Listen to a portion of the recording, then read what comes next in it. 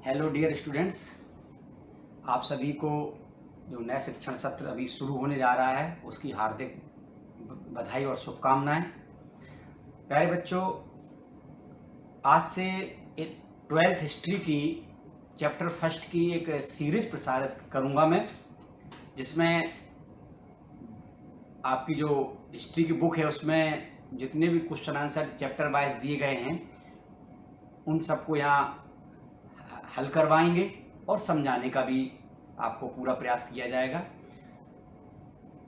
इससे पहले कि मैं सब्जेक्ट पर बात करूं, कोर्स पर बात करूं, उससे पहले मैंने सोचा कि क्यों ना आपको एक संक्षिप्त परिचय जो आप सिलेबस पढ़ेंगे, जो हिस्ट्री की बुक पढ़ेंगे उनका दे दिया जाए। क्योंकि बच्चों 11th में आपने केवल एक हिस्ट्री की बुक पढ़ी थी, इस बार आपको 3 बुक्स मिलेंगी, यानी इतिहास सब्जेक्ट की विषय की 3 किताबों का इस बार आपको अध्ययन करना पड़ेगा। तो इसलिए मैंने पहले उन किताबों का आपसे परिचय कराने का सोचा और उसी के लिए मैं ये वीडियो आपके सामने लेके आ रहा हूँ।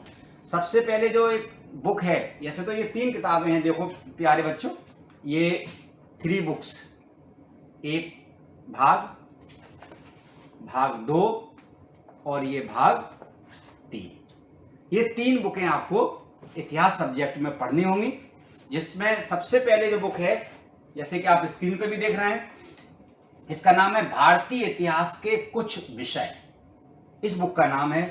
ये जो बुक है बच्चों, ये बुक जो शुरू हो रही है वो ईंट मनके तथा अस्थियां, यानी हड़प्पा सभ्यता से ये बुक शुरू हो रही है। और इसमें फिर राजा किसान नगर से लेकर बंधुत्व जाति, ऐसे चलते चलते ये 600 शताब्दी ईसा पूर्व से लेकर 600 ईस्वी तक का इसमें आपको इस बुक में पढ़ना है, पहली बुक में। दूसरी बुक है जो बच्चों, वो दूसरी बुक का जो नाम है यहाँ पर भारतीय इतिहास के कुछ विषय, ये दूसरी बुक का नाम है। ये दूसरी बुक जो आपके लिए शुरू हो रही है, इसका जो प्यारे बच्चों जो पहला चैप्टर है वो यात्रियों के नजरिए से। भारत में विभिन्न यात्री समय समय पर आए, उन्होंने भारत की दशा का अध्ययन किया और फिर उन्होंने एक अपनी पुस्तक में उनको लिपिबद्ध किया, और उसी की जो पूरी एक हिस्ट्री, उस पर एक इतिहास उन यात्रियों के आधार पर लिखा गया, वही आपको यहाँ यात्रियों के नजरिए से पढ़ने को मिलेगा। भक्ति सूफी परंपरा, ये मध्यकाल की आत्मा है।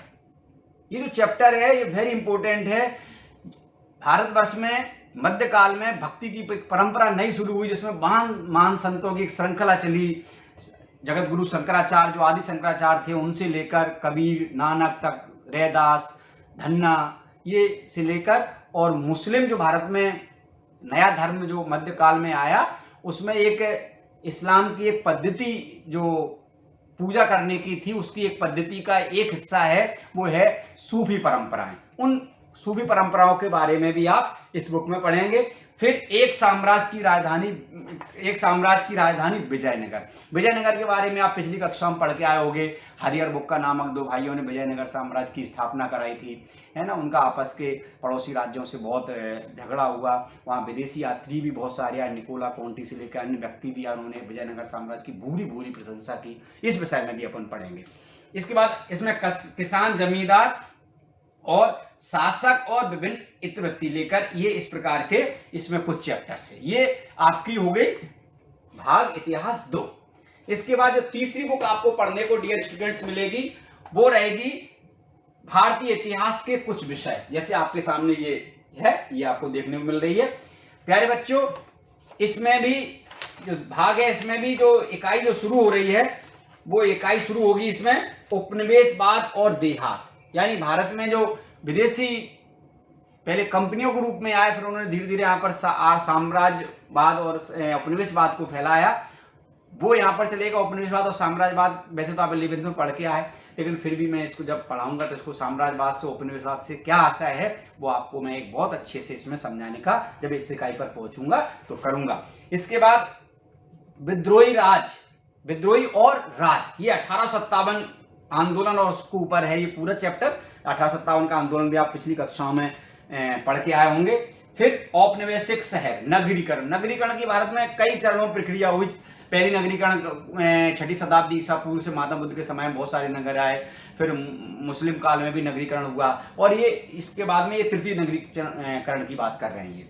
इसके बाद महात्मा गांधी और राष्ट्रीय आंदोलन, इसमें सबना विज्ञा आंदोलन के बाद महात्मा गांधी जी ने जो आंदोलन चलाए उसके बारे में चर्चा होगी। विभाजन कैसे हुआ, विभाजन की जो त्रासदी भारत ने झेला, उस त्रासदी को इस बुक के माध्यम से आपको समझाया जाएगा। और आखिर में जो है ना, संविधान का निर्माण, किस प्रकार संविधान का निर्माण हुआ। तो प्यारे बच्चों, आप इस प्रकार से इन 3 बुक का इस वर्ष 12वीं कक्षा के अंतर्गत आप अध्ययन करने वाले हैं। तो आप बहुत अच्छे से अध्ययन करें, मेरे साथ बने रहें। इस नए सत्र की पुनः ढेर सारी शुभकामनाओं के साथ। घर पे आपको एक और जिम्मेदारी के साथ पढ़ना है, क्योंकि अभी स्कूल चल नहीं रहे हैं, वैश्विक महामारी चल रही है, नियमित कक्षाएं स्कूल में नहीं चल रही हैं। तो आप अभी घर पर एक बहुत ही स्वयं शिक्षक, अभिभावक, छात्र की भूमिका में आ गए हैं। आप पढ़िए, मेरे साथ बने रहिए। जय हिंद, जय भारत।